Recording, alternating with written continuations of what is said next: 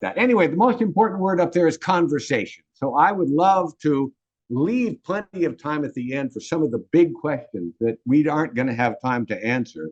There's an awful lot to cover: history, politics, economics, philosophy, and maybe even security studies as we start to talk about China and Taiwan and their unique relationship. Our agenda today is going to be full, so sit back. Some geography, because many of us, it was a while ago since we had 7th or 8th grade geography classes. A quick little bit of history, some of which will probably be chagrined to either learn about or to be reminded of. The Western relationship with China and Taiwan is not always a positive one. We'll look at how China and Taiwan have developed, most particularly in the last 40 or 50 years since the death of Mao Zedong. And then we'll try to get into the head of Xi Jinping. I have managed to make a single slide that we could spend all day on, but it's the best slide I ever made. So it's going to come in about 40 slides down the road. So watch for it. If you don't recognize it as a really good slide, I will tell you how good it is. Then getting a look at the new president of Taiwan, Lai Ching-te, and we'll find out more about what his approach to that often fraught relationship with the mainland is, how many foreign policy implications they are for the United States. If we had all week, we wouldn't cover all this stuff, so we're going to skate across the top of it. And then some final thoughts, and as requested by one of your members, we will finish with a benediction that is timely and regionally appropriate. This is the Western Pacific that you've all probably recognized from the configuration of all of the continents in the Western Pacific, but we'll zoom in on what is China and zoom even closer to where Taiwan is off the coast of China. It's about 100 nautical miles off the coast, and it has, interestingly, it has quite a different history from the rest of the China and from the mainland itself, but also several points of overlap. Part of its history was that it, for 250 years under the Qing dynasty, it was ruled by non-Han peoples. The Manchurians swept down from the north. The Manchus, as we're often referred to in our textbooks, came and for a couple hundred years plus ruled the majority Han subcontinent that is China today. One of the other most interesting aspects of Chinese history, of course, is its interactions with the West, particularly with the colonial powers, and particularly after the Portuguese started sailing into the Western Pacific in the 1600s, with the rest of the colonial powers, Russia, England, France, Germany, even Germany gets into the mix. We'll talk about that. If I will send these slides through Leslie, and he can distribute them to all of you so that you have them to read over in more detail. But one of the interesting parts of this slide is this, if I may, this little red part of Shandong province right here that the Germans controlled, having wrested it away from the Japanese. And for years, I tried to figure out why the beer from Shandong province that we often call Qingdao beer, why it tasted so much like something you would get at the Hofbrauhaus in Munich. And it is exactly the brewery left behind by the Germans 150 years ago in Shandong province. So if you ever can't find Hofbrau beer or Lowenbrau beer, just get Qingdao. Another part of what the Chinese came to call the century of humiliation at the hands of the colonial powers, a large part of it that we somehow or another haven't been able to admit to ourselves how involved the West was in the addiction of millions and millions of Chinese to opium. And as you probably all remember from your history books, the two opium wars that Great Britain fought in the 19th century were designed to force the Chinese to allow the British to bring opium into China. And in return, they would then carry away the porcelain and the silk and the tea. But it was a way for all of those trading nations to make sure that a ship was laden with something outbound and laden with something inbound.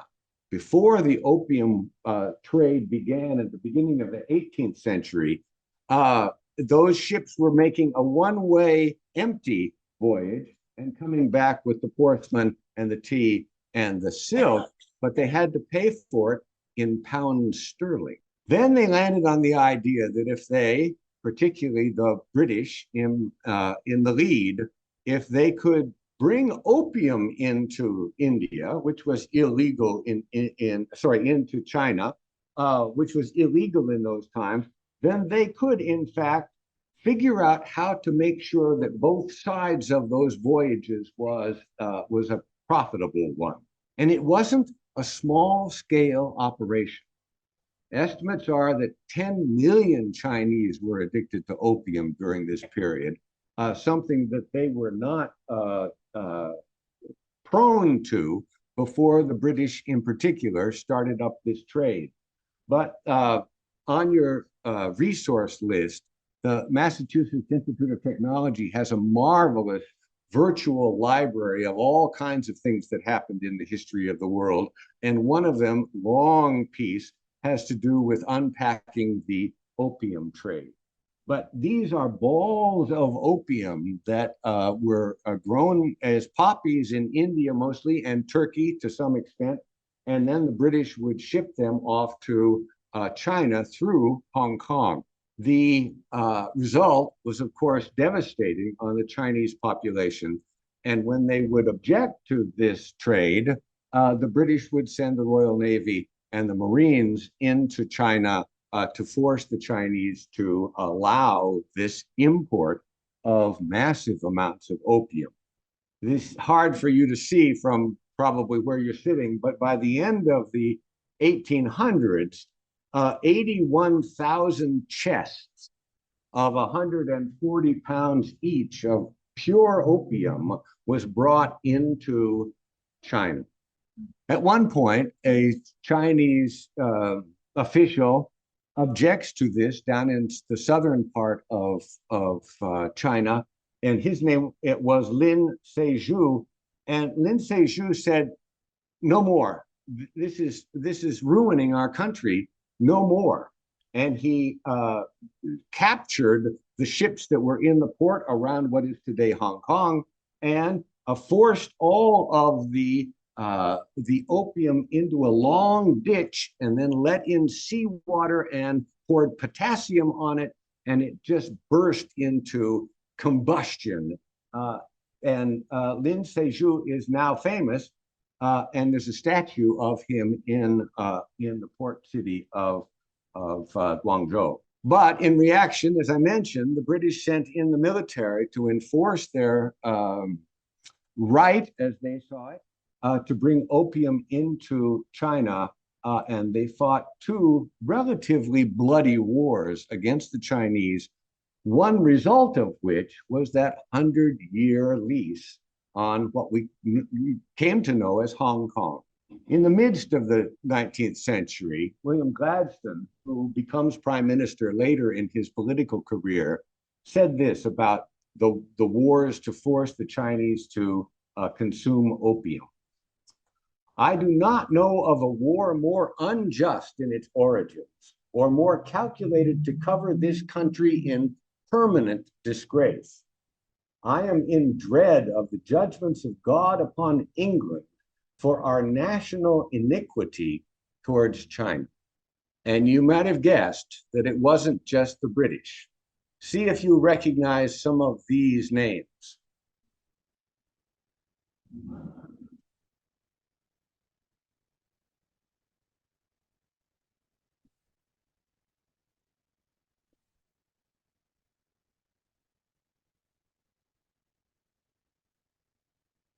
Warren Devenot was up to his ears as a Boston sailing merchant in the opium trade. His daughter was Franklin Roosevelt's mother. So those Boston Brahmins, as they became known, were deeply involved in the opium trade. That century of humiliation is something that every one of the 1.375 billion Chinese know about. I'm guessing that if we asked each other before today's presentation, what in the world were the opium wars all about, we might have had some inkling of it. But Chinese today would say, we are really sorry about the precursor chemicals of fentanyl coming in your direction, but it doesn't seem like you even remember a century of foisting opium on our people. The century of humiliation, though, is finally starting to go the way of the white cloud, as they say up in Tibet, that the people of China start to rise up against their Manchu overlords, rise up against the Chinese, the Germans, the British, the French, anybody who's got a piece of China, and they start to steer a path toward a republican form of government. Sun Yat-sen is often thought to be the father of modern China. And you can see from his dates, 1866 to 1925, but it was he who brought to an end the Qing dynasty in 1912. And then pretty much all hell breaks loose for quite a long time, where there were Republicans, there were small groups of different ethnic minorities around the country, and there were two pretty powerful and committed revolutionaries, Chiang Kai-shek on the left-hand side and Mao Zedong on the right-hand side. Initially, they were allies in the quest to create a new China run by Chinese, but pretty quickly they fall into a kind of a brotherly conflict that becomes very quickly a civil war in China. But the humiliation doesn't end there, because the Japanese, as you know, the Imperial Japanese Empire starts to carve out more and more pieces of the mainland and the island of Taiwan. We'll get to that in a little bit. Watershed of events. Taiwan was occupied by the Japanese in 1895 until the end of the Second World War in 1945, when they surrendered to the Allied powers. But what that means, interestingly, is that Taiwan was never part of the People's Republic of China. Taiwan was a part of the Qing dynasty, but remember, the Qing dynasty was ruled by non-Chinese. As I mentioned, the Republic is declared in 1912. There's a civil war. Much of the mainland is occupied. Mao wins that civil war with his Communist Party in the People's Liberation Army. And in 1949, they established the People's Republic of China. At which point, Chiang Kai-shek takes his almost 1 million man army and their families across that 100-mile strait between the mainland and Taiwan, and occupies and pretty much conquers the island of Taiwan. Chiang Kai-shek had some very powerful friends in this process, as much of the world turned against Mao Zedong because he was a communist, because he was instrumental in forcing the colonial powers, including the Japanese, out of China. But as you can see from this photograph, Chiang Kai-shek and Madame Chiang would dine with the powers that be in the 20th century in the world. The Japanese, while they controlled Taiwan, turned it into a kind of a pineapple plantation. They raised much of the indigenous crops and turned it into a kind of a modern agricultural wonder, and tried to show the world that if the world would just let the Japanese control everything, then this is what would be the result. And that came to an end, as I mentioned, at the end of the Second World War, when the Japanese surrendered Taiwan. On the mainland, as I mentioned, Mao Zedong declares victory for the People's Republic of China, and then some really interesting and tragic events occur in the history of the PRC. The first one is tragic for the people of Tibet because they quickly lose their ancient kingdom up there in the mountains of the Himalayas. And the Chinese simply steamroll them. The Dalai Lama goes into exile in India, where he still is. And then Mao, who is so different from Xi Jinping, the current leader of China, Mao would risk everything and anything if he had a really revolutionary idea. And he came up with these two extraordinarily bad ideas: the Great Leap Forward and the Cultural Revolution. And as you can see from the parenthetical remarks there, they resulted in millions and millions and millions of people dying, either through starvation or liquidation. Mao also made sure that in the 1960s had a copy of this little book, thinking that I would learn something about China. But it was mandatory for the people of China to drop what they were doing at a certain time in a certain configuration of people and sit down and read the wisdom of Mao Zedong by reading his quotations in his little red book. Keep that in mind when you think today about Xi Jinping and how he is managing to distribute his Xi Jinping's thought to the people of China. One thing that may be sort of near the dawn of your political awareness in the late 1950s and early 1960s was the fact that these two islands, Quemoy and Matsu, that are formally part of Taiwan, but look where they are. They are within 3 iron of the mainland, and you also probably remember first hearing about them during this encounter, when Richard Nixon and John F. Kennedy not only debated all of the most important issues of the day in 1960 as they were trying to win the presidency, but one of the most important issues was who was going to defend Quemoy and Matsu if the Red Chinese, if the People's Republic Army People's Liberation Army were going to attack those two islands. Quemoy and Matsu are still part of Taiwan. But this is how far away they are from the mainland China. Very close indeed.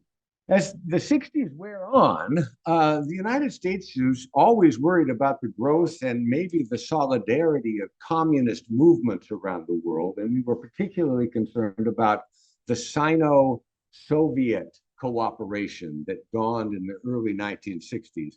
The Russians provided a tremendous amount of support to Mao in his early years in charge of the PRC. But then the two countries, pretty soon, they fall apart. And the Sino-Soviet cooperation becomes the Sino-Soviet split. And you may also remember this marvelous Herb Bloch cartoon that pretty much says it all about how these two large communist in ideology countries initially were in league with each other, and then started to have not only disagreements about the proper way to interpret Marxism, Leninism, but also over the longest border that any countries in Asia have, is the one between Russia and China. One observer of China and the Soviet Union in those days commented on this picture to the bottom left that the one thing you never do with chopsticks is point them at somebody. And that this could have been the original part of the Sino-Soviet split. But when Henry Kissinger gets the idea that there might be a way to drive a wedge between the Soviets and the People's Republic of China, he and President Nixon cook up a notion that this red baiter, this anti-communist extraordinaire in Richard Nixon, maybe he should make an entree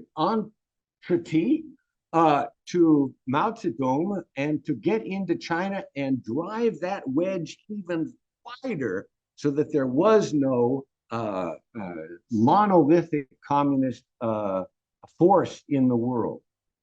And so Henry Kissinger makes a secret trip through Pakistan in 1970, goes to China, and as you know, within a couple of years, President Nixon himself makes a visit, and they announce the one China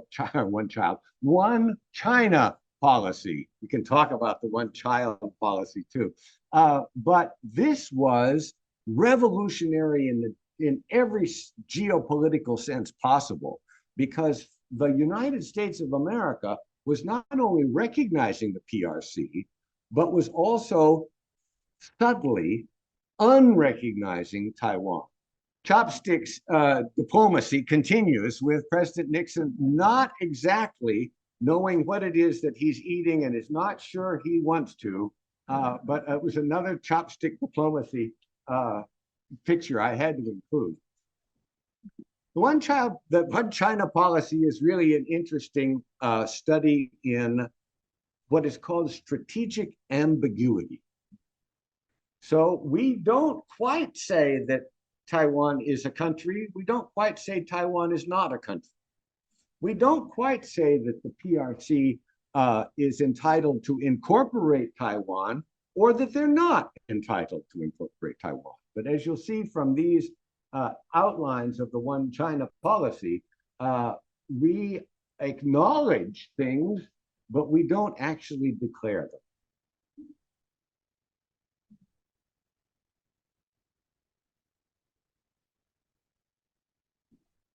There's another slide in here that will show you even in a more focused way how the strategic ambiguity has played itself out.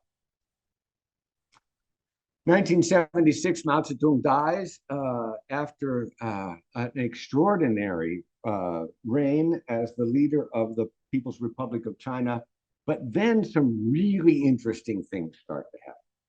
And you probably know all about them from the awareness that you have from reading the newspapers and your history books. But there is a whole succession of people who rise to the top of the Communist Party of China, who decide that the pathway that Mao was on was probably not the best one for lifting the people up out of poverty, lifting hundreds of millions of people out of poverty.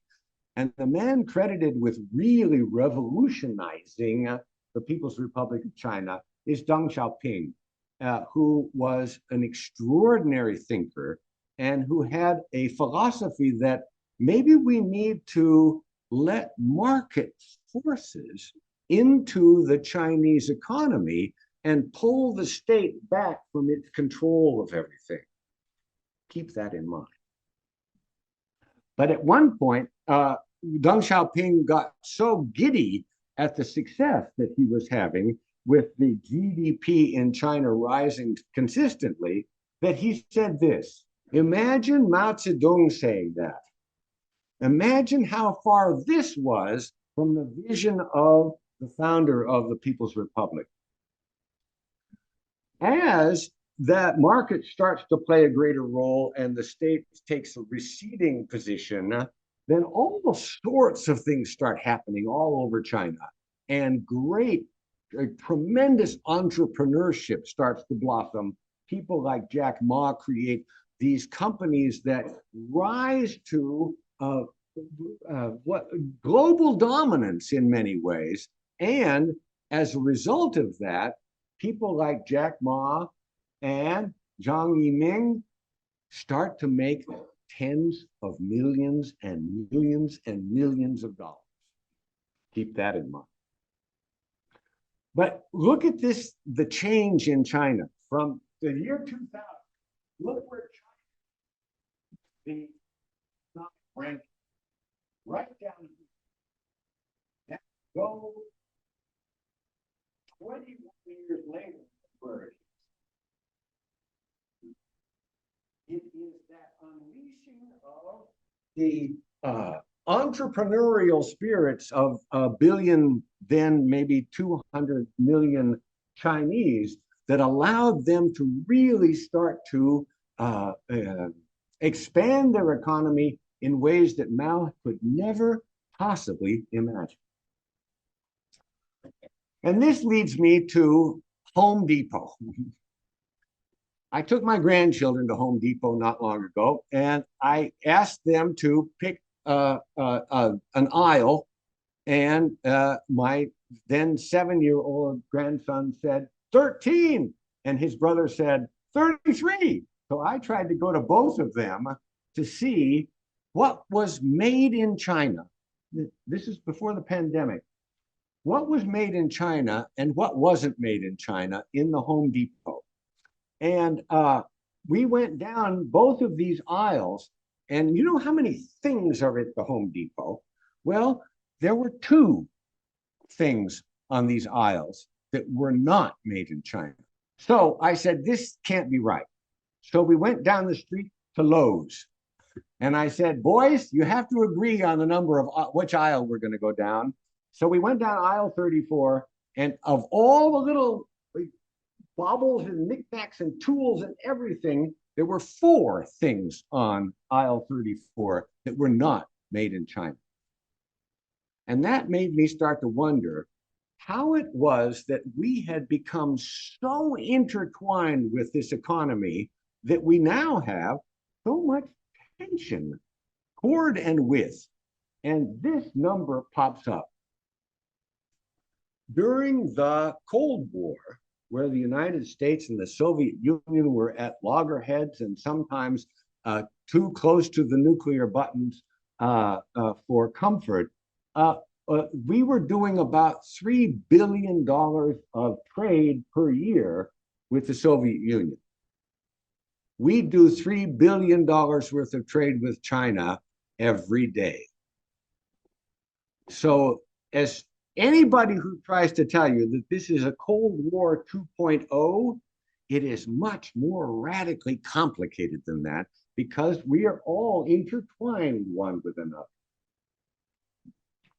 So the effect of mostly Deng Xiaoping's reforms in China turned China's pyramid virtually upside down. So in 1978, just after Deng Xiaoping takes power, it was estimated that 90% of all of those hundreds of millions of Chinese lived below the extreme poverty line. Less than 30 years later, it looks like this. At no point in human history have more people been raised up in their economic standing than in this 40-year period in China alone. As many as 800 million people were raised out of poverty. And it all had to do with a process. And the process and goes to Deng and Jiang Zemin and Hu Jintao, and that leads to Xi Jinping, the current leader, the general secretary of the Communist Party of the People's Republic. We're getting really close to my favorite slide. She has a definite outlook on life, a definite philosophy about life, and about virtually every aspect of it. And she has something that Mao never did. She has an app. every Chinese person is encouraged to download the app onto his or her telephone and then access the content of Xi Jinping's thought as often as that person wants to. And the difference between reading a little red book out in the farmland and reading your app with Xi Jinping's thought is that the government knows you're doing it. They know how many minutes, how many hours, how many days you have been accessing Xi Jinping thought. Big Brother is watching. So here's my best slide ever. Somebody tried to figure out what makes Xi Jinping tick. And so I thought of concentric circles. And at the middle of the concentric circle is the Chinese Communist Party. He is a Leninist in the classic tradition of the party is everything. One country, one people, one ideology, one party, and one leader. And the leader is right there at the center of his worldview. So it's not just the party, but with Xi in charge. So he's in his third of two term limits period in power. I don't know how to say that better. Normally, you only get 2 5-year periods at the top of the Communist Party, and Xi is now in his third. And there's probably no indication that he will leave anything but feet first. He believes in what he calls national rejuvenation. And while his diplomats try to explain that that means to gain appreciation for Chinese culture and traditions, Xi really means taking back Taiwan, reunifying the country. Even though, as I think we've quickly seen, Taiwan was not exactly part of the PRC ever, and certainly was not a part of China going way back. She also wants to grow the economy so that huge population will continue to see all of their boats rising economically. And they got used to that 9, 10, 11% economic growth every year, while the rest of the capitalist world was bumping along at 2 and 3 and 4% increases. He wants to grow the economy, party in the middle of everything. Under Deng Xiaoping, leave this part out, grow the economy. And so one observer has suggested that Xi wants to have the Communist Party involved in every boardroom, in every stockholders meeting, in every management level. And as that observer suggested, this is a little bit like lining up a bunch of people for a 100-yard dash and giving one of them a refrigerator to carry. Having the Communist Party overseeing every one of your corporate decisions is not the dream situation of those CEOs. To his credit, Xi Jinping recognizes that the planet is in fact in danger from climate change and the pumping of hydrocarbons into the atmosphere. He also wants to modernize the armed forces in a way that he would say counters the Western growth in their defense and security apparatus. And the West would say, well, we have to keep building more and more ships and planes and bombs in order to counter China's rise. And in this regard, it is a little bit like Cold War 1.0, where we said the Russians have more missiles and they said we had more missiles, and so we all built more missiles. This is another interesting component of what makes China so unique. The United States has two borders, one with Canada and one with Mexico. Neither Canada nor Mexico threatens the United States very much. We also have these huge oceans on the eastern and western side, what one person has called our liquid assets. Yeah. On the other hand, China is surrounded by countries, and she wants to enlist all of them in a kind of a sphere of influence. He wants to push east out into the Pacific Ocean, and he wants to push west through something he calls the Belt and Road Initiative. We'll look at that in a sec. But importantly, and this is pretty critical to Xi Jinping's worldview, he wants to become economically indispensable for all nations. So when you think about how he's going to do that, think back to Home Depot and Lowe's. What would we do if we didn't have all of that manufactured material and equipment from China? Finally, he thinks that that the New World Order, that was based mostly on the post-World War II Allies' vision of what would make the world a better, more liberal, more successful place, he thinks that that's all very well and good because it's helping China rise as they participate in that economy. But he's not going to put too much emphasis on that final pillar of the New World Order, which is democracy and human rights. We can talk about that later. One of the other interesting things about Xi is that, and this may be true of all autocrats, that over time, and now he's been in power for 12 years, over time, the circle of their advisors shrinks.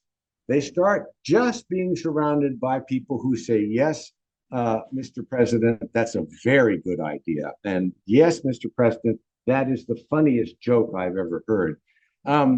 Apparently, Xi Jinping has gotten so insulated that he won't put up with any level of ridicule or criticism by anybody.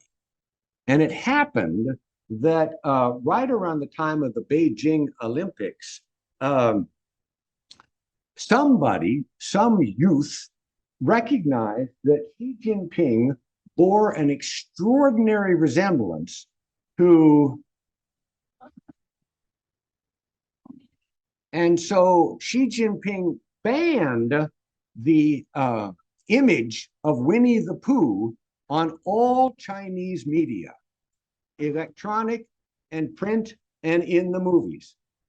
And when he did that, of course, everybody tried to get involved in that and flooded the planet with other images that were like this. And my favorite one was this one.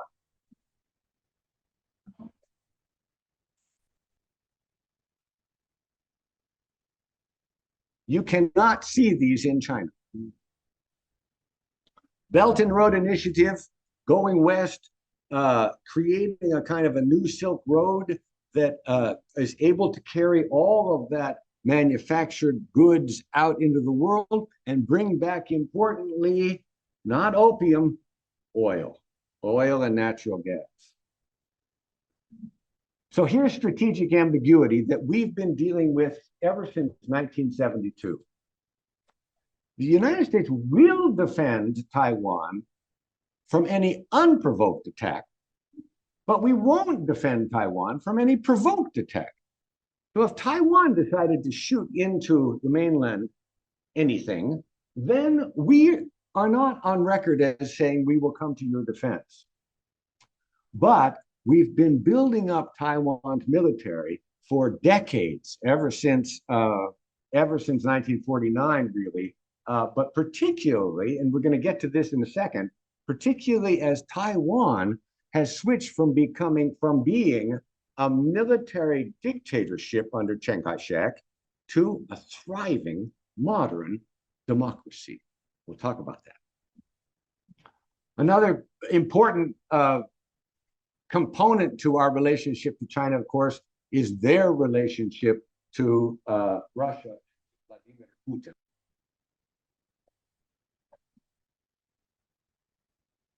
Just before the Russian invasion of Ukraine, as you remember, in Beijing, Xi Jinping said that our partnership has no limits between Russia and China. More recently, and sort of caught in a hot mic moment, Xi Jinping was overheard to say this to Vladimir Putin just last year. Right now, there are changes, the likes of which we haven't seen for 100 years. And we, Russia and China, are the ones driving these changes together. And this has led a lot of people to suggest that what Xi is really going to be happy with is if the rest of the world buys and trades with the Chinese and helps boost the economy, but also if the rest of the world is safe for autocrats. Putin and Xi are very similar in that regard. Xi Jinping thinks that the West is trying to stifle Chinese development, and that we're trying to create a kind of a island chain of defense against the expansion of China into the Pacific. And there is, in fact, something that theory, Japan, Korea, Taiwan, the Philippines, all the way down into Indonesia and Malaysia. And on the map, it certainly looks like we're trying to keep them bottled up in China. Last year, Xi Jinping responded to that by saying Western countries led by the United States have implemented all-around containment, encirclement, and suppression of China, which has brought unprecedented severe challenges to our country's development. He has been critical of the West and our foreign policies for decades now, but he almost never mentions individual countries by name. And so this statement of his spoke volumes to the China watchers in the West. Xi is also very concerned about the territorial integrity of China and is worried about all of those 14 nations that surround it. And so he started to lure mostly retired people out into a kind of an island chain of his own, but on land island chain, where there are going to be these sort of model listening posts that are all the way, right the way around the China's southern border. And this is what they look like. And he uses the lure of a stipend, of a piece of land, of a service to your country, and is encouraging people to move into these settlements. Let's talk about Taiwan quickly. You all remember that a couple years ago, when Nancy Pelosi was then Speaker of the House, when she visited Taiwan, and the People's Republic of China went berserk, really, on a military level, and started to fly overflights, missile flights, rocket flights all around the island of Taiwan. And as somebody once said after that, they're afraid of the grandmother coming to visit. But of course, the Chinese saw that as the United States really favoring this Taiwan rather than adhering to the one China policy.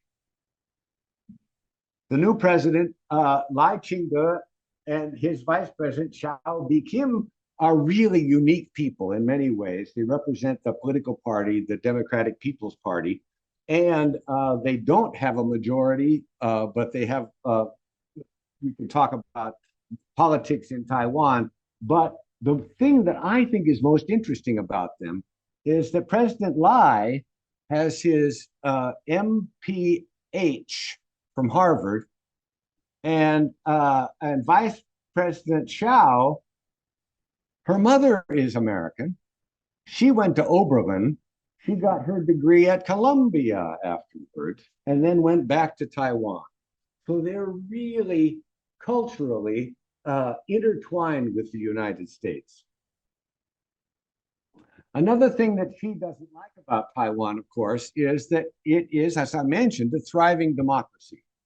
You're probably familiar with Freedom House. Every time I talk about a country around the world, I like to refer to Freedom House.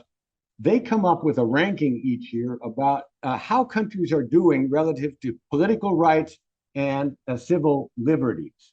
And as you can see, the country up in the far north does pretty well on the 100-point scale. What do you think the United States gets in our ranking? Not bad. You know, we're trying to make a more perfect union. We're not quite there yet, but pretty good as it relates to other countries. What do you think China's score is? China's score is 9 out of 100. Virtually no political rights, virtually no civil liberties, and an app that the government watches over your shoulder as you learn how to be better indoctrinated. What do you think Taiwan scored?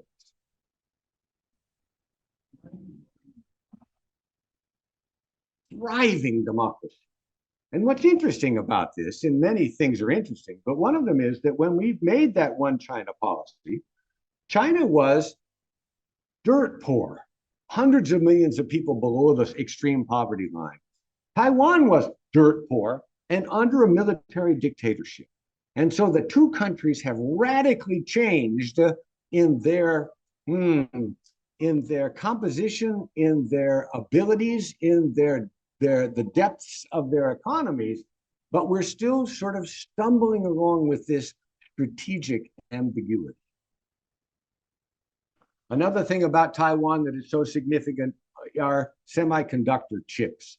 They cornered the market thanks to a man named Morris Chang, born in Hong Kong, went to MIT, applied for a PhD at MIT, and they said, no, we don't think you really know what you're doing. And so he said, well, I'll just go to industry. He started working for Texas Instruments, and Texas Instruments said, wow, we've got to send you somewhere for a PhD. And somebody in the back of the room said, Stanford will take him. And so Morris Chang goes to Stanford, gets his PhD, stays another 20 years with Texas Instruments. And then the Taiwanese government, not Hong Kong, not China, lures him to the island and says, with a little seed money, how would you like to create something called the Taiwan Semiconductor Manufacturing Company, TSMC? And it makes a bazillion of these better than anybody else on the planet. Better than we do, better than the Chinese do. In fact, they make almost all of the very thin wafer stuff that the whole world uses. 92% of them come from this country. And this is what's going to become a component of my slightly rose-colored outlook about this part of the world. I think this is the goose and the golden egg, and that China really cannot afford to put it out of business. Mostly because look to see who Taiwan's biggest trading partner is. China, both for exports and for imports. They, like us, are intertwined in a very meaningful way with Taiwan, as Taiwan is with the mainland. The United States has decided that it doesn't really want to be completely dependent on Taiwan for the production of these high capacity wafers, semiconductors. And so we've created something called the Chips and Science Act and are starting to build our own semiconductor plants in the United States. Not everyone is convinced that it's going to work, that we have the capacity, the discipline, the workforce that can do what they are doing in Taiwan. Another factor that might be playing a role in the fact that Taiwan and the People's Republic of China don't see things exactly the same way, I think has to do with this. Tsai Ing-wen was the president just before Lai Ching-te, and she was a charismatic, strong, able to accept and incorporate criticism. And she, across the way, has an inner circle, all the president's men. So I actually think there's a gender component to this. If you look at the People's Republic of China today, the Central Committee, the Politburo, the Standing Committee, virtually all men. And his inner circle, 100% men. So that pink sheet on your laps is a way to get a much deeper look into this intriguing part of the Western Pacific. And I hope you'll go all the way through it. The books at the top are scholarly, but readable. And the 4 or 5 online resources are really worth looking at. And you should be able to find all of those on YouTube. And that brings us to the big questions. When I send Leslie these slides, these big questions will all appear at the end of this. This is like a quiz that you can take in the privacy of your own room, open book. And but the questions, I simply don't have answers to them all.